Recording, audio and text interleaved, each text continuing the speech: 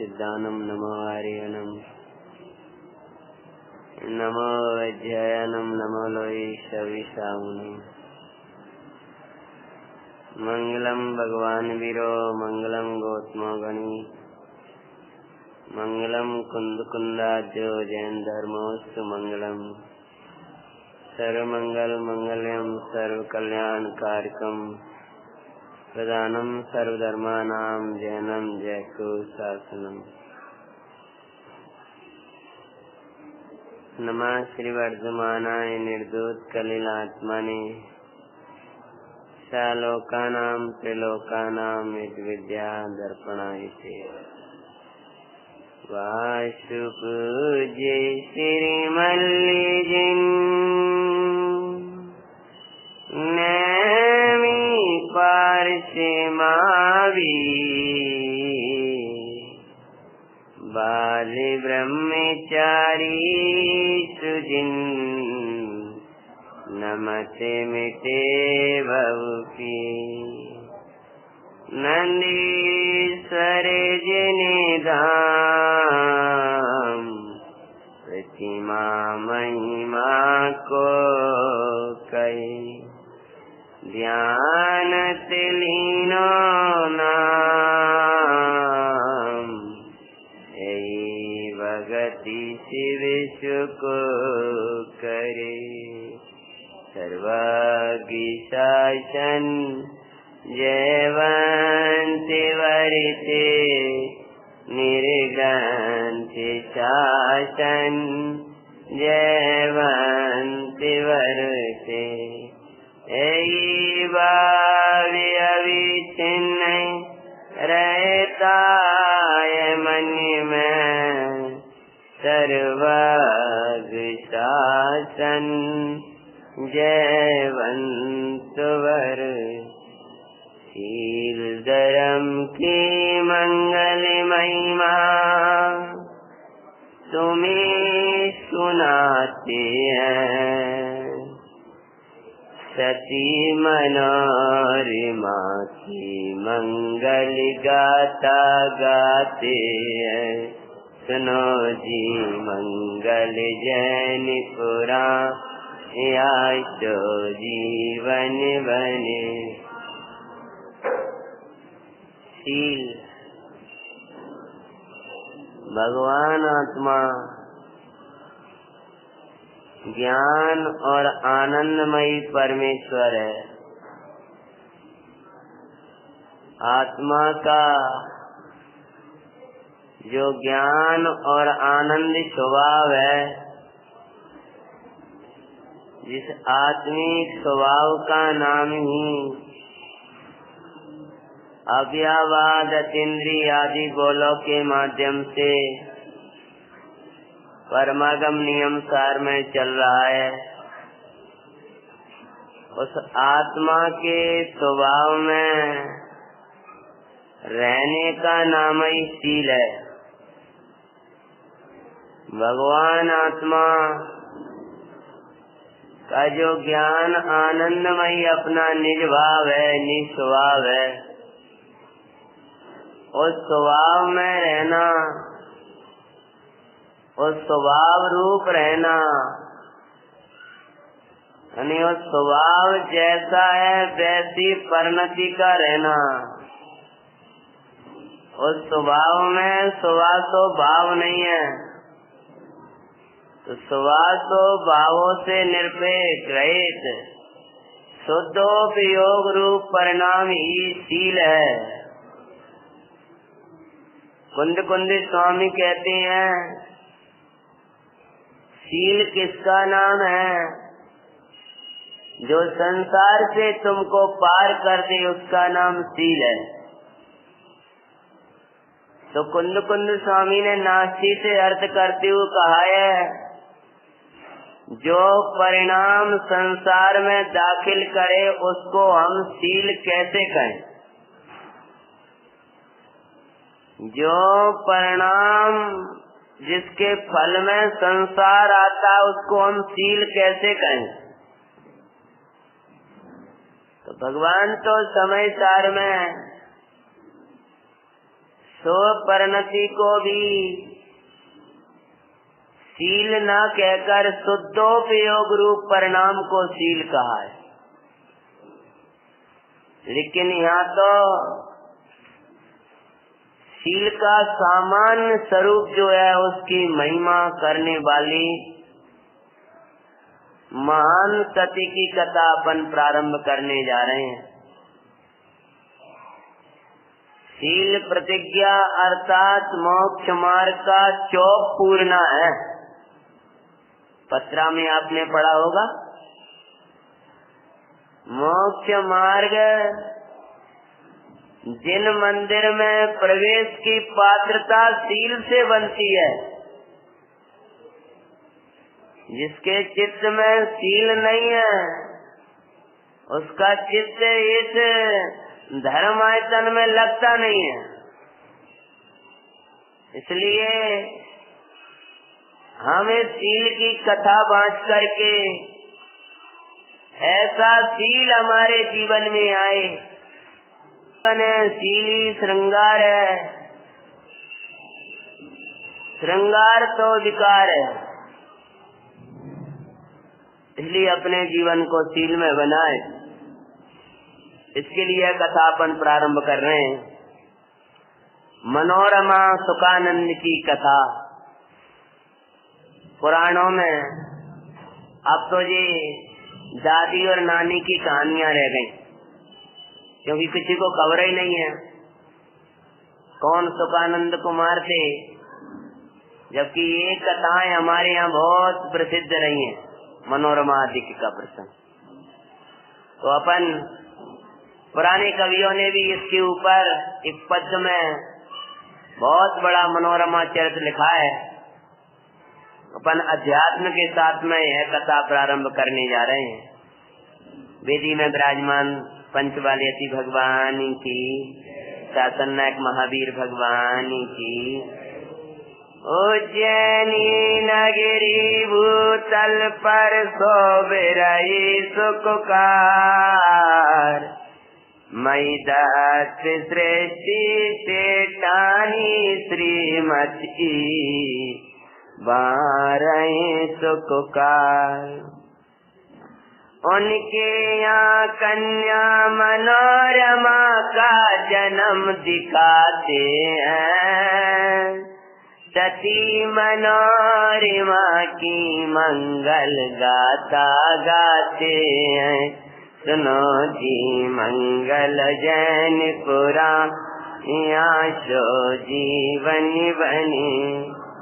उज्जैन जो पुराण पुरुषों की पौराणिक नगरी रही है, आपके यहाँ भी कई कथाएं उज्जैन की हम सुना चुके होंगे। उच्च रूप से जैनों का निवास, उज्जैन उच्च जैन, उत्कृष्ट रूप से जैनों का निवास या उच्च जैनों का निवास। उच्च जैन मतलब क्या कि जो जिन दर्शन करते हैं वो जैन, और जिन दर्शन करके निज दर्शन करें वे उच्च जैन। जैन का नियम है कि जिनेंद्र के दर्शन स्वाध्याय षटावश्यकों को पालते हैं वे जैन हैं, और षटावश्यकों में एक आवश्यक को देखते हैं वे उच्च जैन, जैनों में उत्कृष्ट। ये तो परमात्मा के दर्शन करके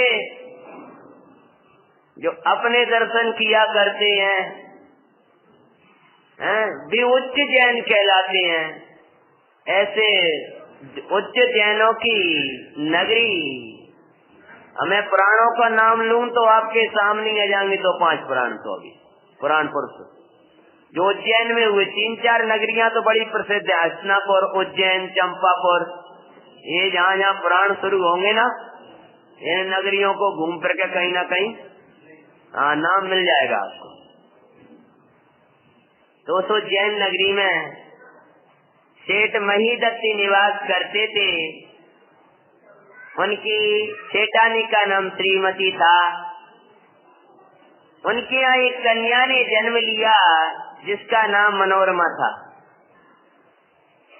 बोलो भाई, कुल का नाम रोशन बेटी करती है कि बेटा करता है? क्यों? कुल का नाम रोशन, कुल को चलाने वाला कुलदीपक, आपकी लोक भाषा में कहें तो बेटा है, पर बेटा और बेटी का संबंध नहीं है। जो पुत्र पुत्री जिन धर्म को धारण करते हैं, प्राण जाने पर भी अपने नियम संयम को नहीं छोड़ा करते हैं, वे अपने माता पिताओं का नाम पुराणों में लिख जाते हैं। महिदत्त और श्रीमती के यहाँ पुत्र कौन थे, क्या थे, कोई वर्णन नहीं मिलता। एक मनोरमा का वर्णन मिलता है। गृहस्थ जीवन में रह करके भी उन्होंने इतना पवित्र जीवन जिया कि इतने दिवसों के बाद भी आज उनके चरित्र को हम याद कर रहे हैं।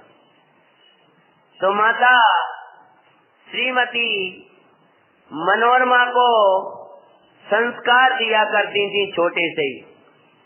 और छोटे का संस्कार था लोरियों के माध्यम से बालकों को तत्व ज्ञान के संस्कार देना। बचपन के संस्कार ही जीवन के श्रृंगार बनते हैं। संस्कारवान बालक बालिकाएं सर्वत्र सुंदरता को प्राप्त करते हैं। जीवन का सौंदर्य तो तत्व ज्ञान के संस्कार हैं। इसलिए अन्य वस्तु डालना कि नहीं डालना, पर तत्व के संस्कार अवश्य देना प्रसन्नता का उपाय तत्व ज्ञान ही है, धर्म ही है। और माता छोटे से ही क्या संस्कार दे रही है मनोरमा को? सम्यक दर्शन नारी भव का त्याग करेगी, संयम की तरनी पाप जल कब पार करेगी। मेरी बिटिया रानी बनना निज ध्यानी। निज ध्यानी मतलब भगवान आत्मा का ध्यान करने वाले बनना बेटा। भवन में भटकते काले अनंत बिताया, सुदातम के अनुभव बिना सुख लेस नहीं पाया। हे बेटा, चारों गतियों में भ्रमते हुए अपने अनन्यमयी शुद्धात्मा की विराधना करके लेस मात्र भी सुख प्राप्त नहीं किया। अब तो ये आकार पाड़ दो कि मैं शुद्धात्मा हूँ, ज्ञानानंद में परमेश्वर हूँ। आज दिन में कुछ नहीं, पंडित साहब का प्रवचन सुन रहे थे। संबर अधिकार का स्वाध्याय चल रहा था, उसमें सोनागिरी जी का प्रवचन था पुराना। तो पंडित साहब बोले अन्न में हाँ पड़ता है, पर मैं शुद्धात्मा हूँ, इसमें हाँ नहीं पड़ता। ये लगता नहीं है मैं आत्मा हूँ, इतने यही स्वाध्याय है। बोले अगर घोलन करते रहे मैं आत्मा हूँ, मैं ज्ञाता हूँ, मैं परमेश्वर हूँ, तो ऐसा लगेगा कोई स्वाध्याय हो ही नहीं रहा। बोले हम 20 मिनट तक ऐसे ही बोलते रहे, मैं आत्मा हूँ, मैं आत्मा हूँ, मैं आत्मा हूँ। बोले उठ कर चले जाएंगे, कहेंगे तो हम जानते हैं, कुछ विषय चलाओ। ये विषय तो चल रहा है। बोले क्या? मैं तो ज्ञाता द्रव्य हूँ, हाँ तो परमेश्वर हूँ। यही तो नहीं चला। अरे भाई, सर्वज्ञ के समम शरण में भी गए, लेकिन मैं शुद्धात्मा हूँ, आकार नहीं पड़ा। उन्होंने आत्मिक उदाहरण दिया कि बच्चों की प्रेजेंटी क्या बोलते हैं, अटेंडेंस, उपस्थिति भरी जाती है, तो उसको पता है कि मेरा नंबर 60 पे आता है, तो पहले से ही अलर्ट हो जाता है कि अब मेरा नंबर आने वाला है। और जो ही उसका नाम बोला, क्या बोलता है, यस सर। अगर यस सर नहीं बोला तो अपसेट, भले बैठा हो पर जल्दी से उसको, ऐसे हम भगवान सर्वज्ञ के समो शरण में गए, पर मैं आत्मा हूँ इस पर यस सर नहीं बोला, यानी हकार नहीं पाड़ी, तो अपसेंट लग गई। दूसरे दिन वो लड़का कहता है कि सर मैं तो कल आया था, फिर तुम आए तो अपसेंट तो लगी है। तो जब उन्होंने नाम बोला तो वो बोला नहीं। ऐसे जब जब ज्ञाता की धुनी लगी, आत्मा की धुनी लगी, हमें रूखापन लगा, हमें उत्साह नहीं आया उस आत्मा के नाम पर, तो क्या लग गई, अपसेंट। सर्वज्ञ की क्लास में भी लग गई, 11 अंगनों पूर्व के पाठ हुए तब लग गई। क्यों? क्योंकि नहीं पाड़ी तूने। विद्वानों के मुख से आपने सुना होगा, ज्ञाता भगवान की यहाँ पार तो तेरी हालत बदल जाएगी। समझ में? तो क्या प्रसंग, बेटा चैतन्य को जाने बिना तू भव में भटकी है? स्वानुभव से भव बिरमान करुणा का कवि अंत करेगी, संयम की तरनी ले कब भव जल पार करेगी।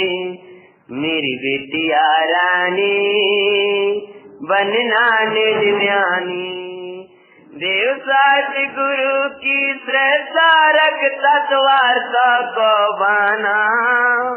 समय दर्शन के लिए क्या करना, देव साच गुरु की श्रद्धा, तत्वार्थ श्रद्धान, सुपर वेद विज्ञान पूर्वक आत्म को ध्याना।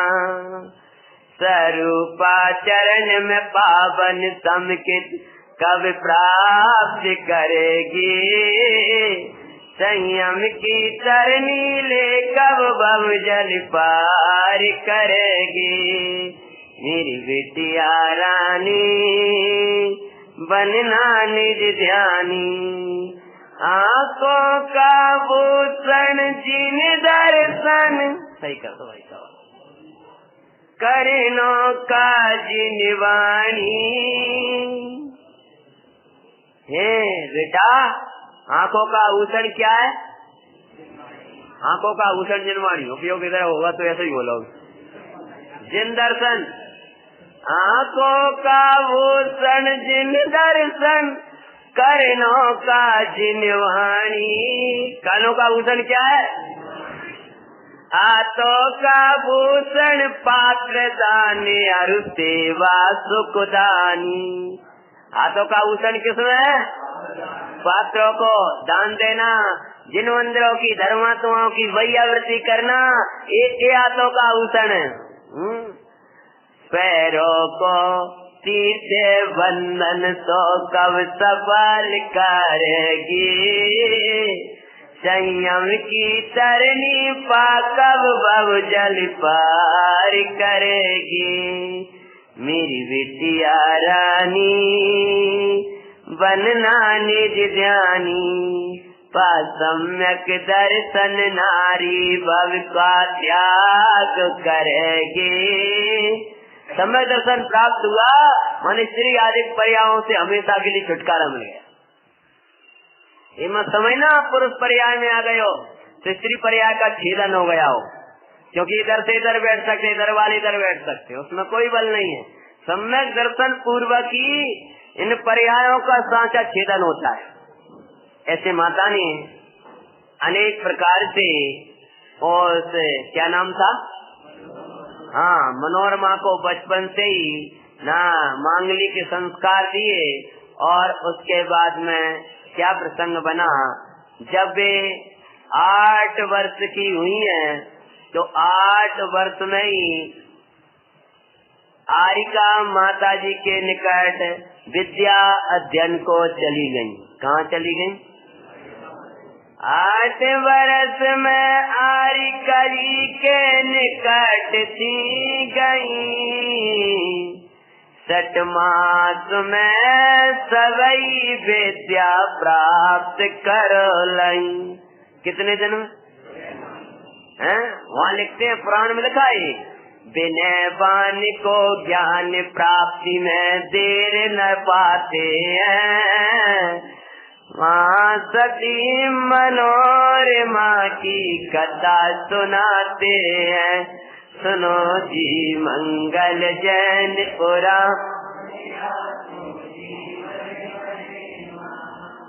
विनयवान को ज्ञान प्राप्त होने में देर नहीं लगती है।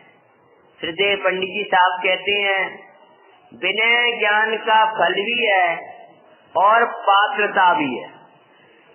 विनय सर्व गुणों की जनक है, अभिनय सर्व अवगुणों की जनक है।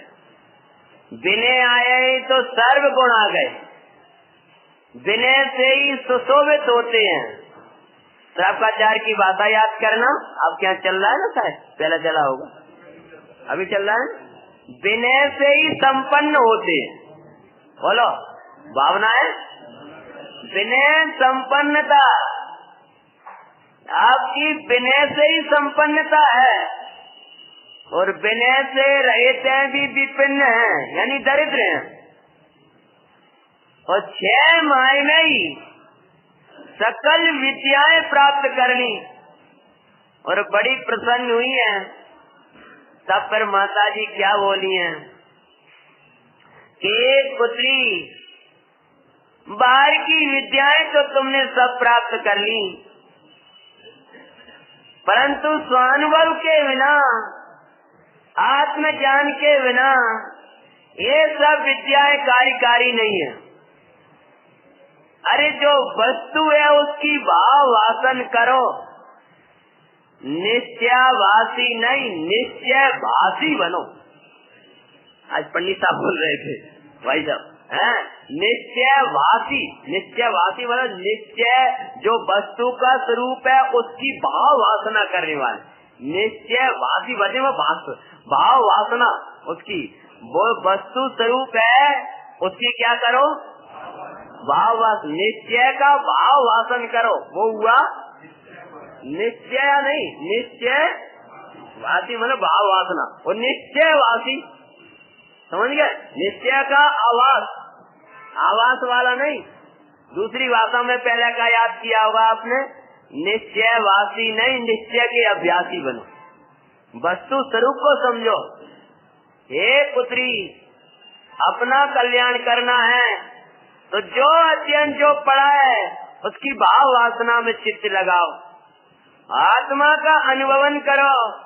माताजी वो आत्मा है कैसा कि भाई ध्रुव अचल अनुपम गति का आधार है। गहरी न सुनो, उसको भूलकर ही पर समय रूप प्रवर्तन हो रहा है। उसको जान ले तो अकेला ही सुंदर और सुखमय हो जाएगा। अगर उसको जानने लगे तो ये काम भोग बंधन की कथाएं सुहाएंगी नहीं।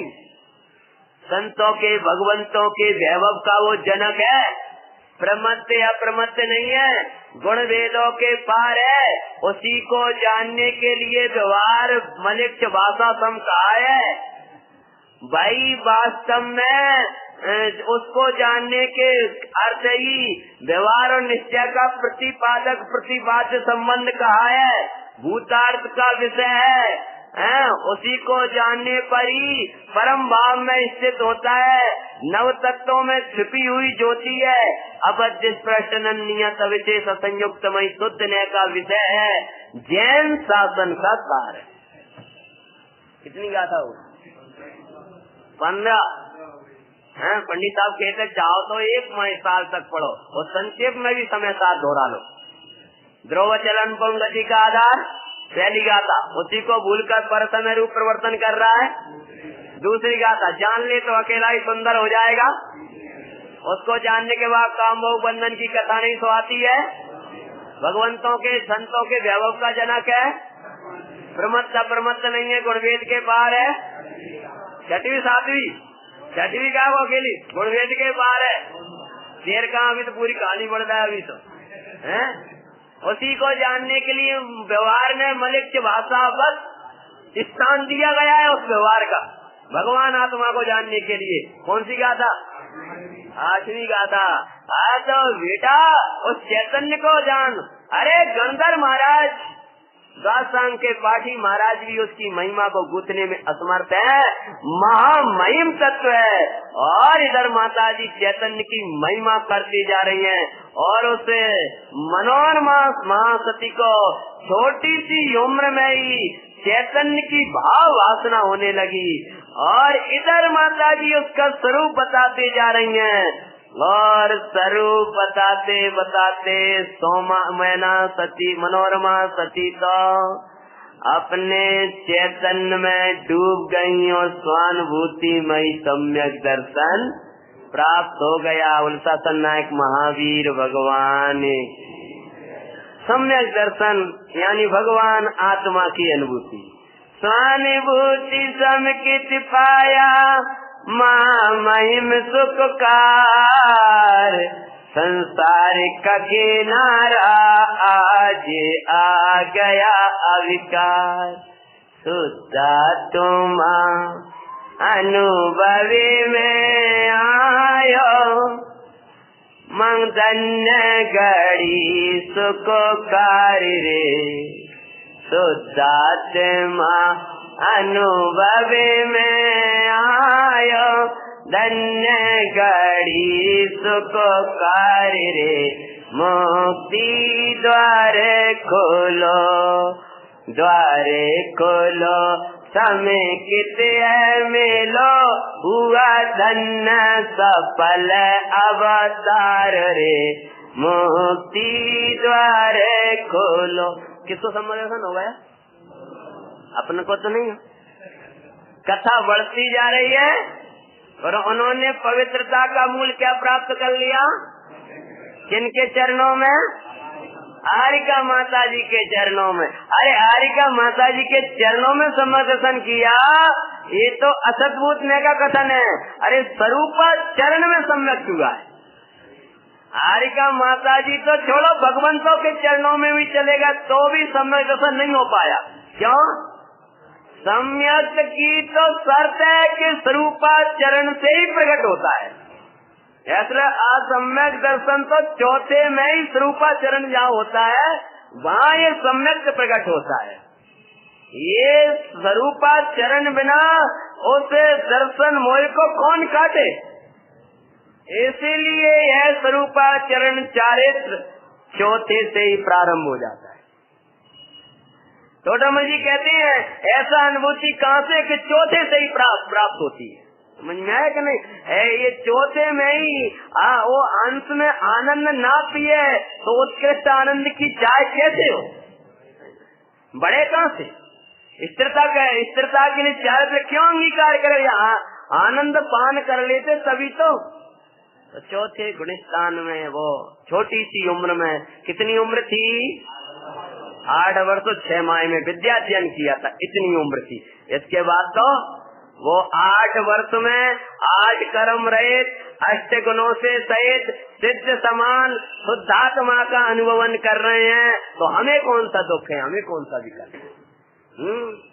देवे गुरु के सदा आई, सत्यवार्तो की भावे न भाई। सुपर विज्ञ सुपर वेद विज्ञान साहित्य हुआ, आत्म दरस सुखकार रे। मुक्ति द्वारे खोलो, सुधा तुम अनुभव में आयो, धन्य घड़ी सुखकार रे। मुक्ति द्वारे पावन सम्यक दर्शन प्राप्त कर कुछ समय तक माता जी के चरणों में ही रही, वहाँ शीलमय और पवित्र जीवन जीती रही। और कुछ दिवस बाद में पिता को विकल्प आया कि पुत्री का अध्ययन हो गया होगा, जबकि अध्ययन तो 6 महीने में ही हो गया था। अब तो स्वाध्याय हो रहा था। क्या हो रहा था? हाँ, अध्ययन अलग है, हैं? हमने अध्ययन किया था स्मारक में, और स्वाध्याय किया है पंडित जी के चरणों। स्वाध्याय और अध्ययन में अलग बात है। अध्ययन में विकल्प है, स्वाध्याय में निर्विकल्पता है। अध्ययन से उपाधि मिलती है, स्वाध्याय से समाधि मिलती है। स्वाध्याय समाधि की ओर ले जाता है, अध्ययन से उपाधि मिल जाएगी। पर ध्यान रखना, स्वाध्याय के लिए अध्ययन भी आवश्यक है, परंतु मात्र अध्ययन ही नहीं। वाचना शब्द को नहीं देखो, हम कई बार कहते हैं सर्वे आत्म प्रदेशों में कहाँ है कि आपको वो यहाँ है, सही बात है, वो यहाँ देखोगे तब यहाँ देखेगा, समझ में, पर यहीं मत देखते रहना। यहाँ तो देखना, पर यहीं नहीं देखते रहना। यहाँ देखे बिना तो यहाँ दिखेगा नहीं। अध्ययन किया, और अब तो स्वाध्याय में शील के और संयम के संस्कार। माता जी कह रही थी, बेटे कैसी भी परिस्थितियाँ आती रहे, कभी धैर्य को मत खोना, धीरज को नहीं खोना। इस प्रकार के मंगल संस्कार लेकर के मनोरमा पिता के घर में आ गई, और पिता को चिंता हो रही, जैसे आत्मार्थी को सतत चिंता रहती है कि समय चला जा रहा है। देखो अभी कथा हमारी प्रारंभ है, आप सोचना नहीं, क्योंकि जब कथा प्रारंभ होती है तो समय सार से शुरू होती है और जंगलों में जाकर पूरी होती है। जैसे उसको चिंता कैसे लगी है मई दत्त सेठ को, जैसे आत्मार्थी को जब पर्याय चली जाती है और सम्यक नहीं होता है तो उसको रात दिवस यही चिंता रहती है। ये अवसर तो चला जा रहा है, लेकिन इस अवसर में करने लायक कार्य नहीं हो पा रहा है, तो उसकी निरंतर उसका पुरुषार्थ रहता है। चिंता ही नहीं रहती है, उसका पुरुषार्थ रहता है। क्योंकि भगवान समय सार में लिखते हैं, चिंता करे से ना छूटे। या तो दर्शन मोह का चिंता करने से नहीं छूटेगा, अरे भगवान आत्मा का चिंतन के बल पर वो दर्शन मोह टूटेगा। और क्या प्रसंग बना। फिर मई दत्त सेठ ने विप्र के द्वारा खोज कराने पर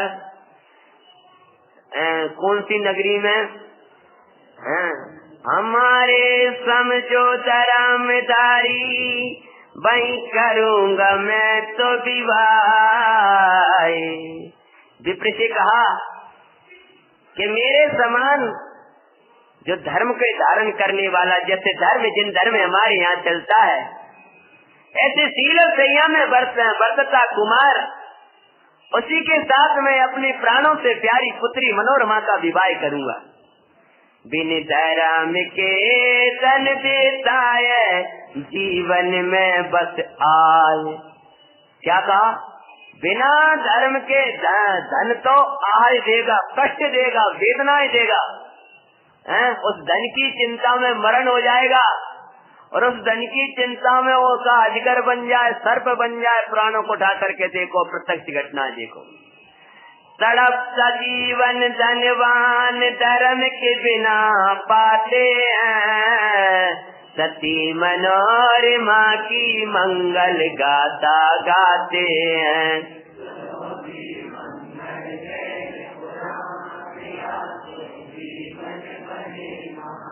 पुत्री, और फिर क्या किया? वैजंती निवासे सृष्टि स्रोते सुखानंदी कुमार। सेठ के पुत्र सुखानंद कुमार के साथ में क्या किया? विवाह कर दिया। ये कहाँ के थे? उज्जैनी के थे। और विवाह कहाँ हो रहा है? वैजयंती नगरी में। वहाँ सुखानंद कुमार शीलवान कुमार, बड़ी विशाल बुद्धि जिनकी थी, राजा भी राज दरबार में उनसे अपनी सलाह लिया करते थे। जब सुखानंद कुमार राज दरबार में पधारते थे तो पूरी सभा उनके स्वागत को खड़ी हो जाती थी। और आपने पुराना मनोरमा शील कथा पढ़ी होगी। वहाँ पर जब सुखानंद कुमार राज दरबार में प्रवेश करते हैं तो वहाँ क्या लिखा है? पुण्य बनते नर जा जा जाए, ताता आदर ओए सवाए। पुण्यवान का ऐसा पवित्रता होती है उसके जीवन में, वो जहाँ भी जाता है वहाँ सहज बने उसका आदर करता। प्रकृति भी उसका अनादर नहीं कर पाती, प्रकृति भी उसका आदर करती। और शुकानंद कुमार के साथ में मनोरमा का विवाह हो गया और जाते समय पिता ने कुछ विदाई में संस्कार दिए। अब मेरे पास तो एक एक की लोरी है, लेकिन सुना नहीं रहा, कथा आगे बहुत बढ़ाना। पोत्री धर्म को विस्मृत न होने देना सुखदाई, शील पालना प्राण समझ कर जीवन में सुखदार, त्याग ग्रस्ती पद आरी का धरना यही भावना धारते हैं। सती मनोरमा की मंगल कथा सुनाते हैं, सुनो जी मंगल जैन पुराण। सत्य आवश्यक पालते परम आवश्यक ना बुलाना, ज्ञान में ज्ञान को लखना ये परम आवश्यक समझना। जिन्हें आज्ञा मस्तक का भूषण श्री गुरुवर कहते हैं, सती मनोरमा की मंगल। बेटा छठा आवश्यकों का पालन करते हुए परम एक आवश्यक को मत भूलना। निरंतर ज्ञान में ज्ञान का वेदन करते रहना। पात्र दान आदि से सुशोभित अपना बहिरंग का जीवन रखना। लौकिक व्यवहार भी यथा योग्य रखना। कभी माता पिता तुल्य सास ससुर की आज्ञा को मत टालना। बेटा आज से भी तुम्हारे माता पिता है, उस घर को ही अपना घर समझना। महापुराण में उठा करके देखो कैसी शिक्षाएं दी हैं। सबसे पहले उठना, पंच परमेष्टि का स्मरण करना, गुरुजनों के विश्राम के बाद विश्राम करना, उनके पूर्व ही उठ जाना, और सब लोक व्यवहार भी ऐसा पवित्र विनय रखना जिससे कि तुम्हारे लोक व्यवहार से भी परम पूज्य धर्म की प्रभाव न हो। उसका कारण क्या है? आज हमारा यथायोग लोक व्यवहार भी नहीं है, इसलिए हमारे धर्म की प्रभावना उस प्रकार की नहीं कर पाते। अगर हमें विनय नहीं है, सरलता नहीं है, कुटिलता है, और हम ऊंची ऊंची बात भी उसको सुनाए तो समझ में आने वाला नहीं है उसके लिए। बेटा ऐसा पवित्र जीवन जीना कि तुम्हें धर्म सिखाना ना पड़े, चलती फिरती तुम धर्म की मूर्ति कहलाना। परिभाषाओं से ही मत, हल्की जीवन में उनका प्रयोग करना। कभी किसी को किसी कार्य का कर्ता धर्ता मत समझना। अपने कर्तव्य का पालन करना, बुद्धि पूर्वक सबके प्रति योग्य व्यवहार रखना, और अपने प्रति जो व्यवहार हो उसको उदय जन्य जानना। धर्मात्मा अपना कर्तव्य भूलते नहीं है, और दूसरे जो भी कुछ करते हैं उस पर ध्यान देते नहीं है। वे सदा अपने कर्तव्य को पालन करते हुए अधिकार की उपेक्षा रखते हैं। कर्तव्य का पालन करते हुए प्रसन्न रहना ही धर्मात्मा की चर्या है। और विदाई करने के बाद में सती मन में विचार कर रही है विदा के काल में, करे सती विचार मार्ग तो निवृत्ति का सुखदाई, धिक्कारे राग को जो दाराए रूप अरे दुखदाई। यहाँ पग पग पर पाप ही पाप जिनवर कहते हैं, मंगल का सोच रही है। धिक्कारे चैत्र मोह का ही राग है, जो एक ग्रस्त जीवन जीना पड़ रहा है। मार्ग तो निवृत्ति का है, भरत जी कहते हैं कि भरत 6 खंड में रह सकता है पर उसको सौभाग्य नहीं मान सकता। धर्मात्मा विवाह आदि भी करता हुआ दिखाई देगा पर उसको मैं सौभाग्य नहीं मानेगा, उसमें आनंद नहीं मानेगा। ये तो अशुभ परिणाम है। आचार्य कहते हैं शुभ परिणाम को भी उपादेय करके करे तो मिथ्यात्वी हो जाए। ये तो अशुभ है विवाह अधिकारी, तो इनमें तो अत्यंत एकावर्ती है उसको। अरे शुभ परिणाम को भी उपादेय बुद्धि करके करे तो मिथ्या दर्शन हो जाए। इसीलिए होना अलग बात है और उपादेय मानना अलग बात है। विवाह आदि होना अलग बात है और सुख मानना अलग बात है। विवाह आदि कार्य इच्छा मोह का दशा हो सकती है, लेकिन उसको अच्छा मानना ये दर्शन मोह है। और ऐसा यह विचार करके सती पहुंच गई। अपना पवित्र जीवन, जिन रात की पूजा आदि, बड़ा पवित्र कर्तव्य पालन। सेठानी भी बड़ी प्रसन्न, सेठ जी भी बड़े प्रसन्न, चारों तरफ खुशियाँ। और क्या एक दिवस का समय था कि सुखानंद कुमार को बहुत रात्रि हो गई और माता पिता की शिक्षा उनको याद थी।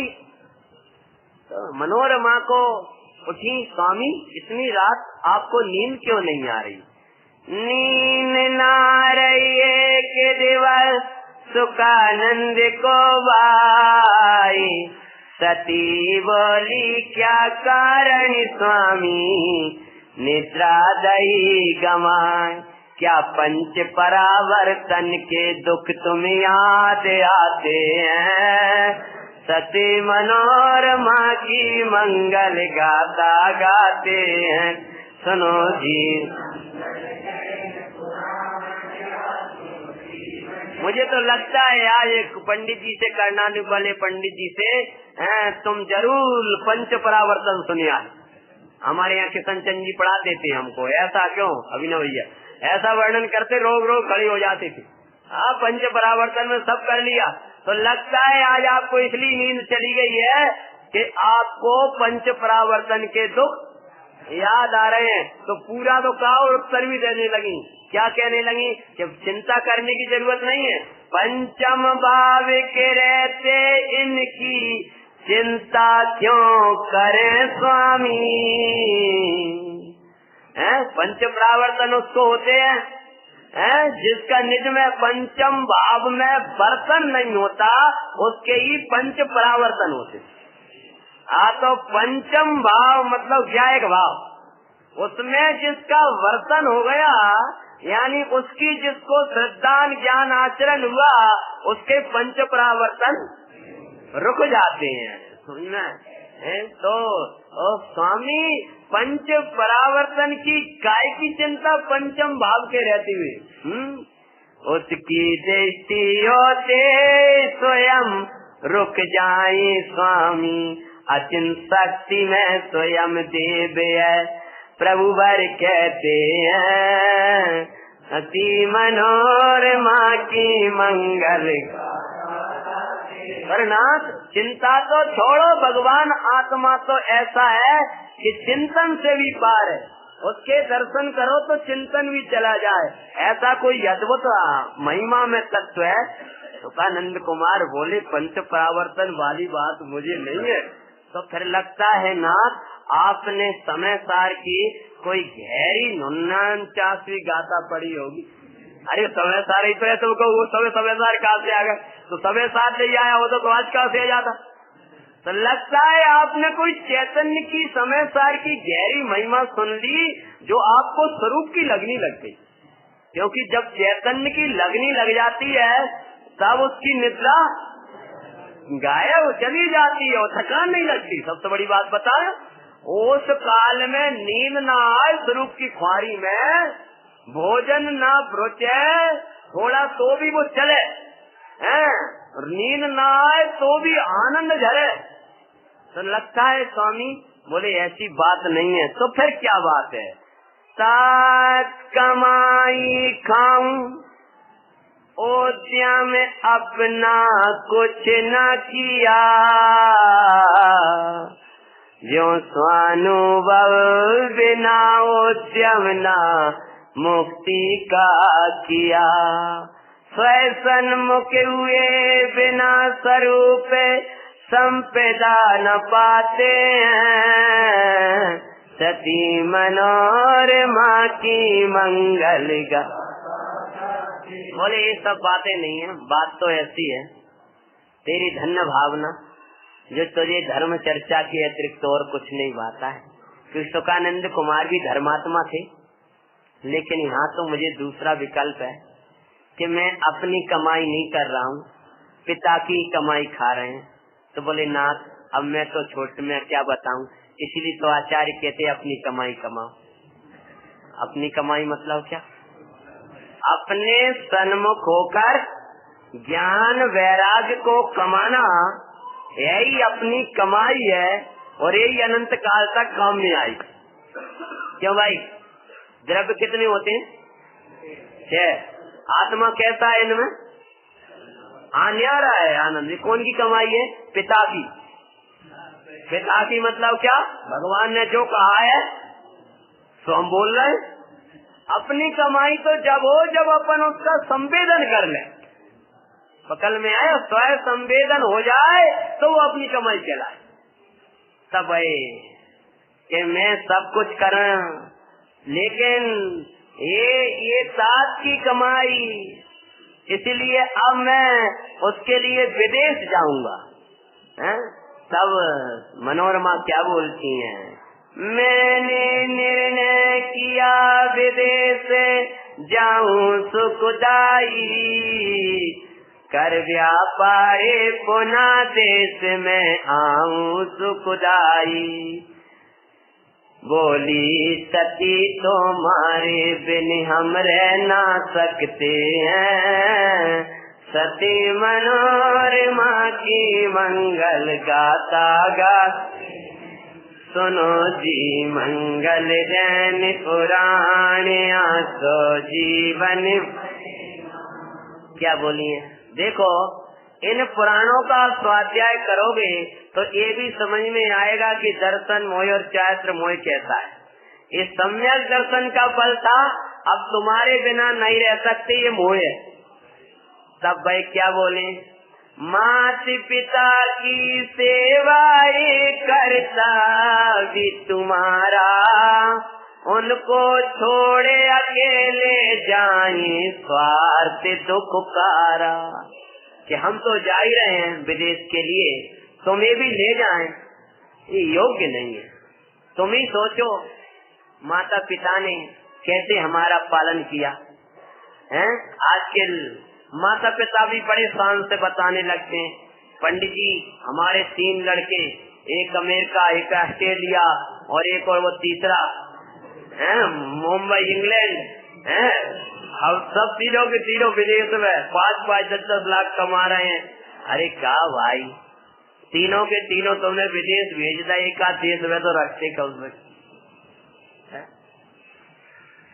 हम दोनों के दोनों चले जाएं। माता पिता ने कैसी कामनाओं से हमें कमड़ा किया है। ऐसे भी पिताजी की संपदा में कोई कमी नहीं है, परंतु मैं अपनी कमाई यहाँ रह करके पिता कुछ करने नहीं देंगे, इसलिए मैं विदेश जाऊंगा। और मनोरमा ने जब कहा तो बोले तुम उनकी सेवा करना यही तुम्हारा योग्य कर्तव्य है। सेवा की जरूरत है उन्हें, ना कि मुझको जानो, धर्म ध्यान पूर्वक उनकी तुम आज्ञा ये मानो। अन्यथा हम भी निश्चिंता नहीं धारते हैं, सती मनोरमा की मंगल कथा सुनाते हैं। सुनो जी मंगल जैन पुराण आसो जीवन बने। क्या प्रसंग बना कि माता पिता की सेवा करना और उनकी सेवा करना ही हमारा कर्तव्य है। अरे वो पुत्र क्या काम के कि जिनके रहते हुए माता पिता को छोटा पना देखना पड़े हैं, जिनने हमें जन्म दिया है। हमारा कर्तव्य उनकी लौकिक सेवा करते हुए उनको जन्म मरण से रहित मार्ग दिखा दें जो हम सीख रहे हैं। तो उनका ऋण से उरण होना है। जिस घर में बुजुर्गों का सम्मान नहीं होता उस घर का सारा पुण्य छीन हो जाता है। इसीलिए सेवा की जरूरत उनको है, और अगर तुम उनकी सेवा में रहोगी तो मैं भी निश्चिंत होकर के चला जाऊंगा। मनोरमा आप कुछ बोल नहीं पाई, क्योंकि सोच रही थी एक और कर्तव्य एक और स्वार्थ है, और स्वार्थ और कर्तव्य में चुनना पड़े तो हमेशा कर्तव्य को चुनना, स्वार्थ को पीछे कर देना। और ये विचार करके बोली, नाथ आपका कहना सत्य है, लेकिन आपके बिना रह तो नहीं पाएंगे, लेकिन धर्म के बल पर, धैर्य के बल पर रहेंगे। पल जाते जाते में एक प्रार्थना आपसे है कि क्या प्रार्थना है? मुझे भूलो तो धर्म न भुलाना, भले तुमसे प्रार्थना करते हैं।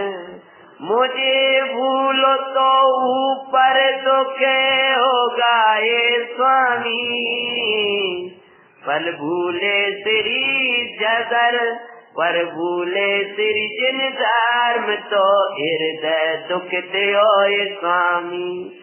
परमेति अरुदार हो यही प्रार्थना करते हैं, सती मनोरमा की मंगल। हे नाथ, इस दासी को भले बुला देना, परंतु परम पूज्य जिन धर्म को नहीं बुलाना। आप मुझे भूल जाओगे तो ऊपरी के सुख होगा, पर यदि आप जिन धर्म की यामनाएं भूल गए, आप न्याय नीति को भूल गए, आप पूजा के काल में पूजा को भूल गए, स्वाध्याय के काल में स्वाध्याय को भूल गए, अरे हर क्षण अपने को ज्ञान भूल गए, जिन धर्म से विमुख यदि आपका जीवन हो गया तो ये दुख सहा नहीं जाएगा।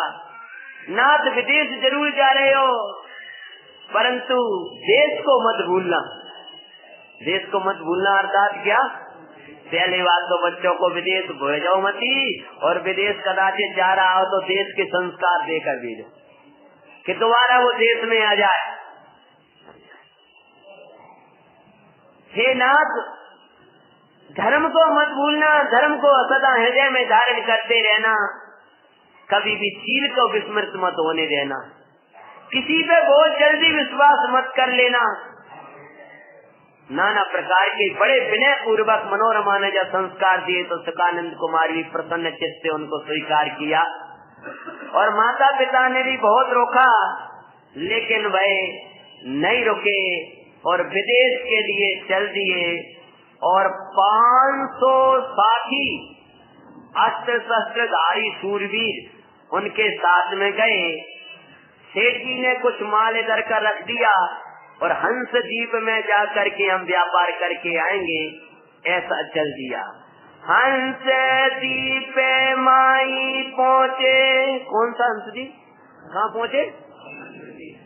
व्यापार हेतु बाई चैतन्यमयी हंस द्वीप में, ज्ञानी व्यापार करे भाई।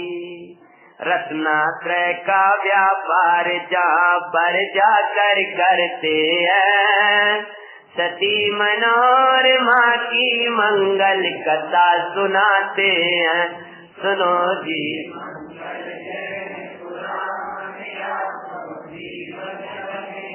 10 मिनट की 10 बजे में देर रह जाया करे, तब बीच बीच में बुलवाऊं तो ताली भी बजाया करो, क्योंकि उसके बाद और खतरा लगने लगता है। क्या प्रसंग बना है? हंस द्वीप में सुखानंद कुमार पहुंच गए हैं। जब वे हंस द्वीप में पहुंच गए तो तुम भी अपने हंस द्वीप में पहुंचो। घबराओ मत, कोई नहीं सो रहा, मुझे सब दिख रहा है, समझ में। और मैं चश्मा लगाता इसलिए हूँ तो मुझे पास का तो दिखता है पर दूर का न दिखाई दे। कई बार तो लोग दूर दूर बैठते हैं तो फिर चश्मा रखता हूँ दूर वालों के लिए। पंडित साहब हमारे कहते हैं कि जिसको देव शुद्ध आत्मा नहीं दिखता है उसकी निकट की निगाह खराब है, और जैसे देव साध गुरु नहीं दिखते हैं उसकी दूर की निगाह खराब है। पर या तो ऐसा हो सकता है पर भाई ऐसा नहीं होता। जिसको निकट का शुद्धात्मा दिखता है उसको पंच परमेष्ठी भी दिखते हैं। हमारे साथ तो निकट का दिखता है, दूर का नहीं दिखता। हाँ, पर वहाँ ऐसा नहीं होता है। क्या प्रसंग बना, हंसद्वीप में जाकर के व्यापार करने लगे और व्यापार में बरतते हुए इधर प्रभु कह रहे हैं कि तू भी अपने हंसद्वीप में चला जा, जिससे तेरी दरिद्रता मिट जाए और तू हंस हो जाए, सम्यक्ति हो जाए, ज्ञानी हो जाए। वे अपने हंसद्वीप में गए हैं, तुझे किसी विदेश में नहीं जाना है, तुझे तो स्वदेश में जाना है, चैतन्य में जाना है। और वहाँ हंसद्वीप में जाकर व्यापार करने लगे।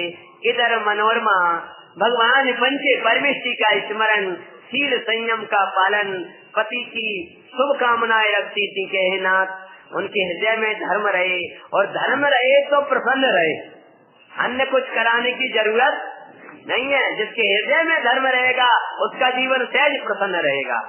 ऐसा करते हुए एक दिन का समय था जब सती अपने तीसरे चौथे मंजिल सेठ का जो मकान था, भाई सेठ कोई सामान्य स्थिति वाला नहीं, 12 करोड़ दीनार का धनी। अगर वो पुराण में मैंने धन पैसे की ज्यादा महिमा करी नहीं है, पहले ही देखा था, ऐसा राजा से भी बड़ा सेठ का महल था वो।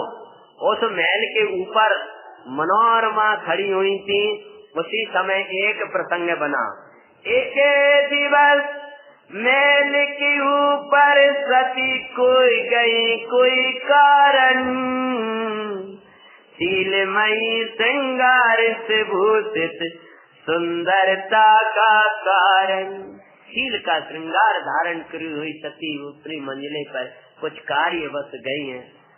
और उसी समय एक राजकुमार की नजर पड़ी, पाप उदय दिखाते हैं,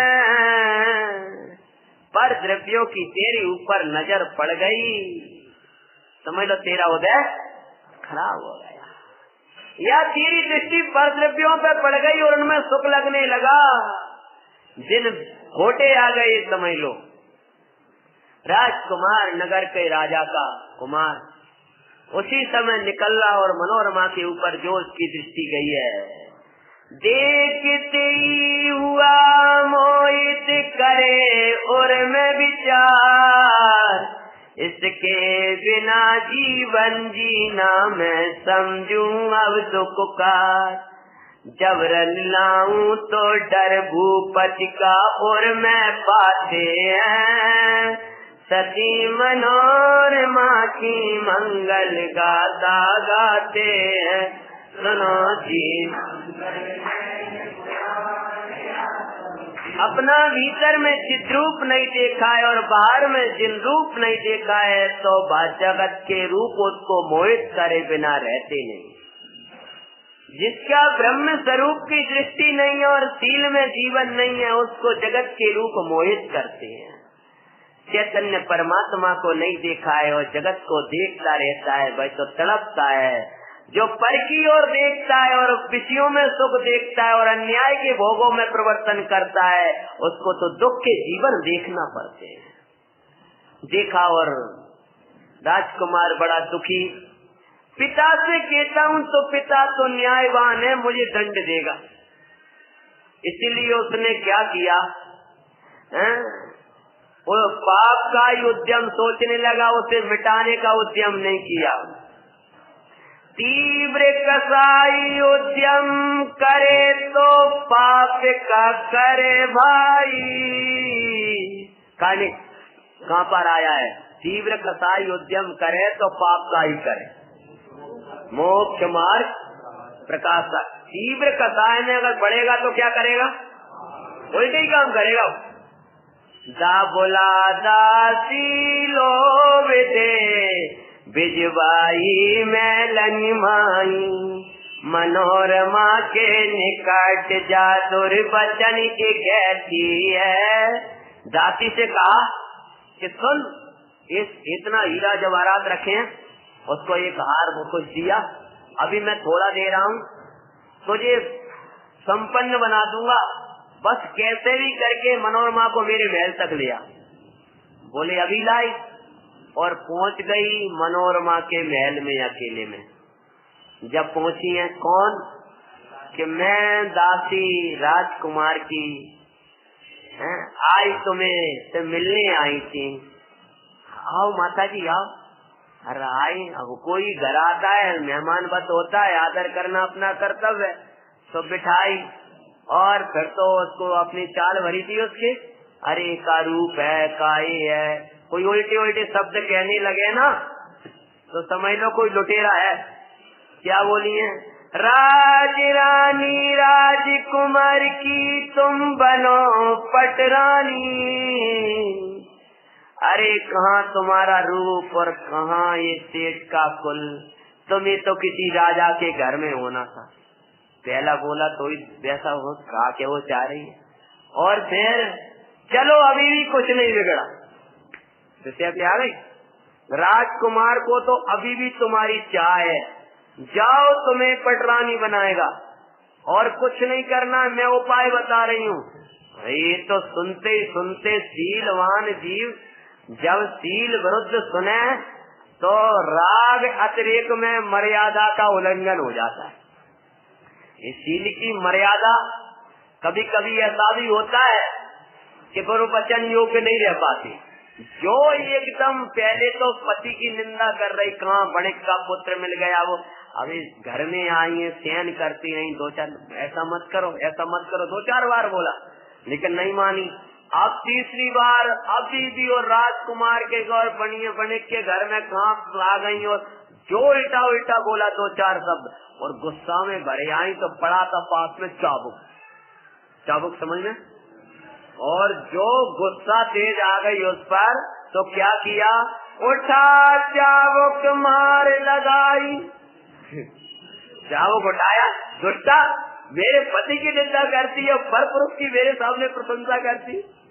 राजकुमार क्या है, मुझे उसकी संपदा धूल खाद के समान है। पिछली साल सुनाया था कि मेरे पति की चरणों के रजी मेरा आभूषण है और तुम्हारे आभूषण मेरे लिए धूल है। किसने कहा था?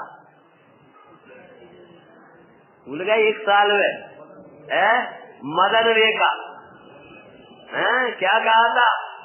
हाँ, हमने दोबारा नहीं सुना रहा कहानी, तुम्हारे पास क्या लिखी है। उठाया चावों पर मार लगाई और वो भागी। कौन? दासी। उठा चावों को मार लगाई, दासी तुरंत भागी। जो सम किसकी मार सो मिथ्या मति भागी। ध्यायक भगवान आत्मा की धन रूप सम्यक दर्शन से जैसे मिथ्या मति जो विषयों की सुख बुद्धि है वो भाग गई। जो किसकी महिमा कर रही थी, देखो ये संसार, देखो ये परिग्रह, देखो ये का, जो ये महिमा करने वाली परिणति पर सम्यक दर्शन रूपी चाबुक की क्या लगी? मंगल में मोक्ष मार्ग की सुख में सृष्टि दिखाते हैं, भी मनोरमा की मंगल। मैं तो अकर्ता ज्ञाता की दुनिया चाबुक है भाई। क्या है? मैं तो अकर्ता ज्ञाता दैव्य भगवान आत्मा हूँ। ये चाबुक है मिथ्या दर्शन रूपी मिथ्या परिणति को मारने के लिए है। मिथ्या मति मई मोई की दासी इससे ही भागी है। जैसे वो दासी आई थी ना राजकुमार की महिमा कर रही थी, ऐसी मिथ्या परिणति पर द्रव्यों की महिमा कर रही है। पर मैं तो ज्ञाता द्रव्य हूँ, भगवान परमात्मा हूँ। ये चाबुक जब उस पर पड़ता है तो वो भागती है। पर द्रव्यों में रमण को नित्य प्रेरित करती है। किसकी महिमा बताती है? सती मनोरमा की मंगल गाता गाते हैं, सुनो जी मंगल जैनपुरा। पर पुरुष की प्रशंसा शील परायण नहीं सुन पाई, क्यों पर द्रव्यों का महात्म ज्ञान परिणति ना सुन पाए। जैसे पर पुरुष की महिमा शील परायण स्त्री सुन नहीं सकती, ऐसी प्रकृतियों की महिमा ज्ञान में क्या है, देखने वालों को आती नहीं है, ना वे सुनते हैं, ना अच्छी लगती है, न सुनने लायक लगती है, न परिचय करने लायक लगती है, न अनुभवन करने लायक लगती है। परद्रव्यों से भिन्न भगवान आत्मा की वार्ता सुनते हैं, उसी का परिचय करते हैं, उसी का अनुभवन करते हैं। और इस प्रकार से वह दासी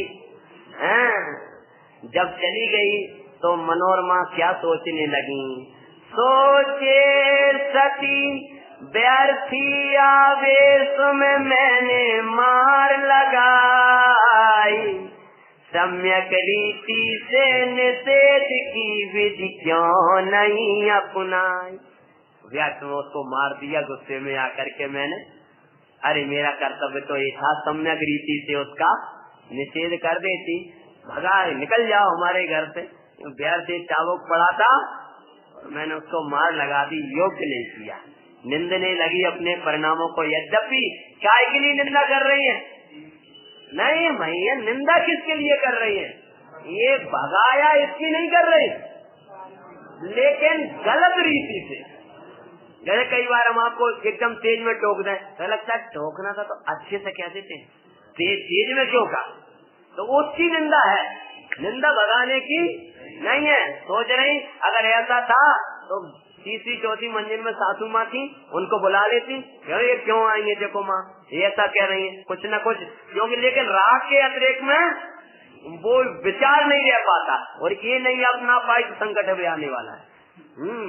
अब उधर राजकुमार से जब कर कहा तो वो क्या बोली है, नाम सुनते ही तुम्हारा मेरी मार लगाई, उससे मिलन की आशा छोड़ो कुमार दुखदाई, अग्नि की ज्वाला है वो तो क्या बोले कि राजकुमार जल जाओगे, वो तो अग्नि की ज्वाला है, इसलिए उससे तुम दूर ही रहो। और राजा तो न्यायवान है। अब राजकुमार क्या करे बेचारा, जबरन ला नहीं सके और सुनी नहीं, अरे मेरी दशा देखो, मुझे मार लगाई है चाबुक की तुम्हारा नाम सुनते ही है, इसलिए अब तुम उसकी आशा छोड़ो। राजकुमार तो उदास होकर के शांत रह गया। दासी सोचने लगी कि आज तक मुझे कोई कहने वाला नहीं मिला और मेरी मार लगाई, अब मैं इसको देखती हूँ। ये विचार करके एक दिन वो दासी षड्यंत्र करके सेठानी के पास चली गई और बोले, सामान्य व्यवहार करने के बाद बोली, अब का कहें, आज को जमाना बहुत खराब आगा। अब समझ लो कोई ऐसी वैसी बातें करे ना, इन लोगों को ज्यादा जानकारी देती तो समझ लेना कोई उल्टा सीधा है, कुछ कहने के लिए आए। अब वो अब क्या हो गया, अब उनका ऐसा दो चार कहानियां थी उल्टी सीधी सुना दी उसने गड़गड़ के। और अब एक बात तो कहत मुझे चित्त कब रहा है, अरे नहीं तुम बोलो तो सही, बोलो तो सही। अब वो तो सब बिगड़ ही चुके हैं, मैं अगर मेरा नाम आ गया तो मैं मर जाऊंगी। अरे नहीं तुम बताओ तो सही। तब क्या बोली है, बात क्या है कि बात तो ऐसी है कि जो कहते हुए नहीं बन रहा है, कि मैंने अपनी आंखों से देखा है, तुम्हारी बहू को अपनी आंखों से देखा है। अरे तो देखा होगा, आंखों से देखने से क्या हो गया, तुम उस दिन घर में आई थी तो देख गई होंगी। लेकिन ये बात नहीं है। बोले कहाँ देखा है, किस रूप में देखा है, अरे कहते हुए मुझे कब रहा है चित्त, अरे बोलो तो सही, बोलो कहाँ देखा, किस रूप में देखा। कि देखा तो सही लेकिन कल बताऊंगा। कहाँ देखा है, किस रूप में देखा है, क्या षड्यंत्र रचने वाली है वो, और कैसे वो जंगल के लिए छुड़वाएगी, क्या संकट आएंगे उनमें, कैसा धैर्य धरेंगी। अब यहाँ से उदय बदलता है, लेकिन ज्ञानी की उदयातीत दृष्टि कभी नहीं बदलेगी। आज अपन ने उनका बचपन, विवाह के प्रसंग का, शील को अपने जड़ता से निषेध करो, इस शिक्षा हमने उनके पवित्र जीवन से सीखी है। क्या संकट खड़ा होने वाला है, दासी कैसे भड़काएगी, सासु और ससुर क्या करेंगे, क्या प्रसंग बनेगा, कैसे जंगल में पहुंचेंगी, किस किस प्रकार से अपने सिर की रक्षा करेंगी। सुखानंद कुमारी विदेश में क्या करेंगे। कथा अपनी लंबी है, आज की कथा याद करना और अब भूलना नहीं। क्या कहने वाली है, क्या देखा है, वो देखने के लिए कल हम 9:10 पहले ही शुरू कर देंगे। 9 बजने में 10 मिनट पहले ही, जिससे कि लगभग 10:05 तक आप छूट जाओ। ओम नमः। छूटते नहीं हो, बंद नहीं जाते हो, ध्यान रखना। जय